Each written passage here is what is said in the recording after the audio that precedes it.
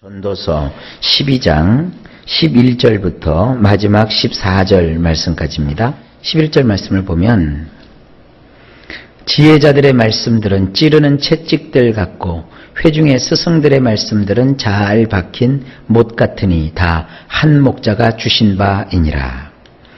원문은 이렇습니다.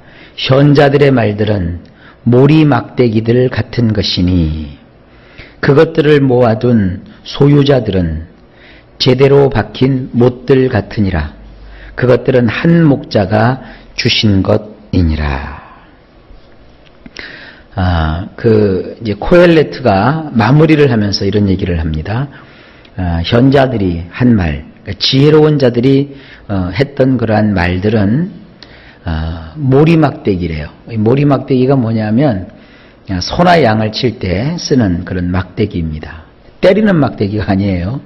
자꾸 우리 성경에서는 막대기를 찌르는 채찍 이런 식으로 번역을 했는데 우리를 때리고 그러는 게 아니라 우리의 인생으로 하여금 바른 길로 가도록 인도하는 그런 모리 막대기 같다는 겁니다. 그래서 기왕이면 우리가 세상 사람들 살아가는 그 인생의 과정 가운데 자꾸 이게 어리석은 사람, 망하는 사람, 못된 사람, 악한 사람 그런 말에 귀를 기울이지 마십시오. 현자의 말, 지혜자의 말을 듣고 삶을 살아가야 돼요. 무수한 이야기들이 많죠. 무수한 이야기들이 많아요. 우리가 이렇게 전화도 보면은 쓸데없는 전화들 많죠. 제일 쓸데없는 전화 중 한 가지가 이렇게 보험 드세요. 뭐 사세요. 또 어떤 건 황당한 게 있어요. 당첨되셨습니다.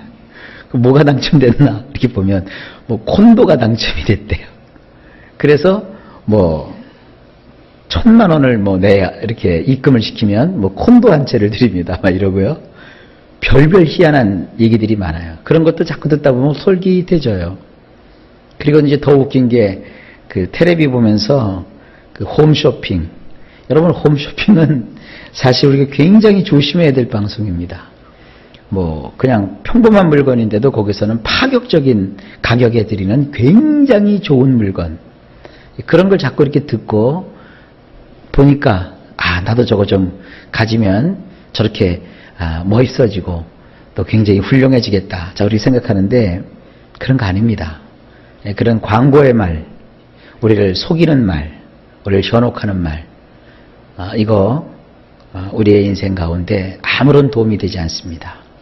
지혜의 말, 우리를 살리는 말, 특별히 하나님의 말씀, 이것이 우리 인생의 모리막대기가 되어서 우리를 올바른 길로 인도하는 거예요. 그러니까 잘 여러분 선별해서 들으시고 하나님 말씀의 인도를 받는 그런 인생이 되시기를 바랍니다. 그리고 그것들을 모아둔 소유자들은 그와 같은 현자들의 말을 잘 모아둔 그와 같은 사람들은 제대로 박힌 못들 같으니라. 못도 제대로 박혀야지 그냥 아무렇게나 박아놓으면 안 되지 않습니까? 그러니까 못도 정확한 위치에 정확하게 받쳐야 힘을 받고 모양도 반듯하고 틀도 휘어지지 않는 겁니다. 그냥 아무렇게나 아무데나 꽂혀진 그런 못은 의미가 없죠. 그래서 우리 인생이 반듯하고 가지런하게 이렇게 되려면 지혜의 말을 들어야 된다. 그런데 이러한 말들은 한 목자가 주신 것이다. 여러 현자들이 여러 가지 현자들의 그 지혜로운 말들이 널려 있지만 사실은 그와 같은 지혜는 한 분이 주신 거예요. 한 목자. 우리의 목자는 한 분이시죠? 예수 그리스도. 그분이 우리의 목자 되십니다. 그분이 주신 거예요. 그러니까 여러분들 그런 얘기를 지금 제가 드리는 것이 과연 성경을 전하는 자로서 합당한가 이런 생각을 해보기도 하는데 이런 사람들이 있어요. 나는 성경만 읽는다. 나는 성경만 본다. 아니에요. 그거는 좀 무리가 있어요. 이 세상에 그야말로 지혜로운 현자들의 가르침이 얼마나 많은데요. 그런 현자들의 좋은 가르침은 우리가 귀 기울여 들어야 돼요. 하나님 말씀은 우리의 표준이고 하나님 말씀을 우리는 벗어날 수는 없어요. 어떤 사람이 무슨 얘기를 했는데 하나님의 말씀의 그 진리에서 벗어났으면 그것은 어리석은 말이에요. 근데 어떤 사람들의 말은 하나님의 말씀과 맥락을 같이 하며 그 하나님의 말씀을 잘 이해할 수 있게 하는 그런 현자들의 말이 있어요. 그것들을 우리가 귀 기울여 듣고 그런 걸 통해서 하나님의 말씀을 더욱더 분명하게 볼 수 있다면 그것 또한 지혜로운 일입니다. 자, 어쨌든 12절로 넘어가 봅니다. 내 아들아, 또 이것들로부터 경계를 받으라. 많은 책들을 짓는 것은 끝이 없고 많이 공부하는 것은 몸을 피곤하게 하느니라. 원문은 이렇게 되어 있어요. 모름지기 나의 아들아, 이러한 것들로 깨우침을 받거라. 책들을 많이 만들었지만 끝이 나지 않았고 공부를 많이 한 덕분에 몸이 녹초가 되었느니라.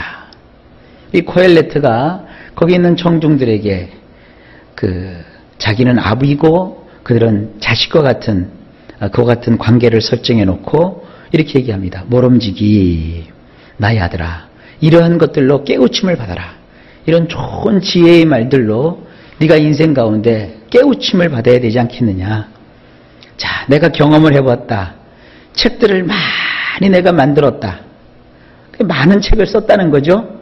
그러나 책을 많이 썼어도 그것이 끝이 아닙니다. 끝이 없는 거예요. 여러분, 세상 지식은 끝이 없어요. 끝까지 배우고 끝까지 우리 인생 평생을 다 공부를 해도 우리는 세상의 모든 것을 다 알 수 없어요. 그러니까 늘 겸손한 마음을 가져야죠. 이런 사람들이 제일 위험한 거예요. 목사님, 나는 성경 다 압니다. 알긴 뭘 알아요. 나요, 이제 그런 거 안 들어도 다 꿰뚫고 있습니다. 지금 무슨 도사인 줄 알아요? 그러면 안 돼요. 평생 겸손한 마음을 가지고 배우고 익히고 또 살피고 그래도 끝이 안 나는 것이 바로 이와 같은 지혜자들의 삶입니다. 그리고 이 세상 지식과 이 세상에서 배워야 될 수많은 지혜들인 거예요. 그러니까 평생 우리는 이렇게 지식은 끝이 없다는 것을 아셔야 합니다. 그리고 공부를 많이 한 덕분에 몸이 녹초가 되었다. 이렇게 얘기하는 사람들도 있어요. 자, 책들을 짓는 것은 끝이 없고 많이 공부하는 것은 몸을 피곤하게 하니까 그러므로 책 읽지 말고 그러므로 공부하지 말자, 그런 뜻이 아니에요. 공부를 많이 하게 되면 몸이 녹초가 되었대요. 그러니까 몸이 녹초가 될 때까지 공부해봐라 이거예요. 아들아, 열심히 공부해라. 그래, 아들아, 책도 많이 읽어라. 끝이 없는 것이란다. 우리 인생을 살아가는 동안에 끝도 없이 지혜를 탐구하고 추구하고 또 많은 것을 네가 배우도록 해라. 이런 뜻이에요. 그 다음에 13절. 일의 결국을 다 들었으니 하나님을 경외하고 그의 명령을 지킬지어다. 이것이 모든 사람의 본분이니라. 원문은 이렇습니다. 모든 일의 결말을 들려주겠노라. 자, 이게 결론이에요. 엘로힘을 두려워하라. 그분의 미츠바들을 사수하거라. 왜냐하면 이것이야말로 사람의 모든 것이니라. 잘 여러분 기억해 놓으세요. 이제 모든 결말이 그겁니다. 조금 직전에 뭐라고 되어 있습니까? 지혜를 살피고 네 평생 책들을 읽고 너 평생 열심히 공부해라. 그런데 그것이 전부가 아니다. 정말 우리가 힘써야 될 것이 뭐냐 하면 엘로힘을 두려워하라. 하나님을 두려워할 줄 알아라. 하나님을 경배하고 하나님을 예배하고 하나님을 섬길 줄 알아라. 그리고 그분의 미츠바들을 사수하라. 이 미츠바라는 말 참 오랜만에 듣죠. 그분이 하라고 시킨 그런 명령들, 그 말씀들, 그것을 어떻게 하라? 사수하라 이거예요. 목숨 다 바쳐서 그거를 지키려고 하라 이거예요. 하나님 말씀대로 살아가려고 해라. 왜냐하면 이것이야말로 사람의, 우리 성경은 본분이라고 되어 있는데 원문엔 뭐라고 되냐면 이것이야말로 사람의 모든 것이니라. 모든 것이. 우리의 모든 것이 뭐냐? 여호와를 경외하고 그리고 그 여호와께서 하신 그 말씀을 우리가 목숨 다 바쳐서 사수하고 지키는 거예요. 이것이 우리가 해야 될 정말 헛되지 않은 인생의 모습입니다. 우리의 인생이 헛되지 않으려면 이거 꼭 하셔야 돼요. 하나님을 두려워하고 하나님이 하신 그 모든 말씀을 지키려고 우리가 힘쓰고 애써야 합니다. 드디어 마지막 구절. 하나님은 모든 행위와 모든 은밀한 일을 선악간에 심판하시리라.